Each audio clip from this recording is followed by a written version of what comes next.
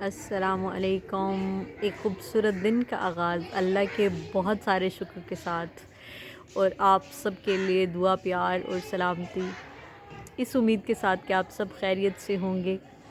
اللہ سے بہت ساری پیار، بہت ساری خیر کی امید آپ کے لیے۔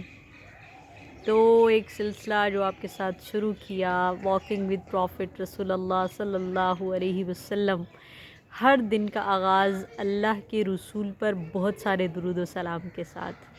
واکنگ ود پروفٹ رسول اللہ صلی اللہ علیہ وسلم ایک اعزاز کا نام ہے جس کے تحت ہم بات کرتے ہیں، اور آپ کے ساتھ جو ایک گپ شپ اور کسی نہ کسی موضوع کے اوپر جو بات ہوتی ہے وہ یہی ہے کہ اللہ کے رسول کے ساتھ، اللہ کے رسول کے ہم قدم ہو جانا، اپنی زندگیوں کو اللہ کے رسول صلی اللہ علیہ وآلہ وسلم کے حکم کے تابع کر لینا۔ تو جس موضوع کے تحت آج ہم بات کریں گے وہ ہے وعلی عباد اللہ الصالحین۔ ہم اپنی ہر نماز میں اس بات کا تذکرہ کر رہے ہوتے ہیں کہ اللہ کے وعلی عباد اللہ الصالحین، اللہ کے نیک بندوں کے اوپر جو ہم سلام اور سلامتی بھیجتے ہیں۔ بہت سارے لوگ آپ سے دعا کے لیے درخواست کر رہے ہوتے ہیں، آپ سے ریکویسٹ ہوتی ہے ان کی کہ آپ ان کے ساتھ ان کے لیے دعا مانگیں۔ تو میں نے سوچا آج اسی کے تحت آپ سے بات کی جائے۔ تو ہر ایک نماز میں جب ہم وعلی عباد اللہ الصالحین کی بات کرتے ہیں تو اس کا مطلب ہے کہ ہم ہر روز اپنے مسلمانوں کے لیے اپنی ہر نماز میں دعا مانگتے ہیں، اور یہ جو ایک اسپیشل ریکویسٹ ہوتی ہے ہماری ایک دوسرے کے ساتھ کہ آپ نے ہمارے لیے دعا مانگنی ہے، تو اس میں ہم دعا کا سلسلہ تو ہر روز ایک دوسرے کے ساتھ جڑا ہوتا ہے، کیونکہ آپ کو یہ بات بتا دی گئی ہے کہ جو مومنین ہیں وہ آپس میں بھائی ہیں، اور آپ کی دعاؤں کو بھی اس میں شامل کیا گیا۔ ہر ایک مسلمان کو آپ کی دعاؤں میں شامل کر دیا گیا۔ تو مسلمان کی تو یہ خاصیت ہے کہ وہ صالح ہے، وہ صادق ہے، وہ امانت دار ہے، اس میں بددیانتی نہیں ہو سکتی۔ Evaluate yourself at daily basis کہ آپ میں یہ کوالٹیز ہیں کہ نہیں ہیں۔ تو جب ہم دیکھتے ہیں کہ یہ چیزیں ہمارے اندر ہیں اور بڑھ رہی ہیں اور اس میں بڑھائی ہے، تو پھر زندگی آسان ہو جاتی ہے، ہم اللہ کی محبت کو محسوس کر لیتے ہیں۔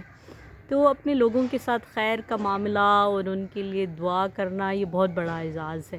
رسول اللہ صلی اللہ علیہ وآلہ وسلم کی جو باتیں ہم تک پہنچتی ہیں اور ان کا جو اسوہ حسنہ ہے جس کے تحت ہم زندگیاں گزارنے کی کوشش میں لگے رہتے ہیں، اس میں سب سے خوبصورت اور پیاری بات ہمیں یہ ملتی ہے کہ ہم اپنے دوستوں، اپنے بھائیوں، اپنی بہنوں، اپنے بچوں کے لیے ہم ہر نماز میں خود بخود ہی اللہ نے ہماری دعاؤں میں شامل کر دیا۔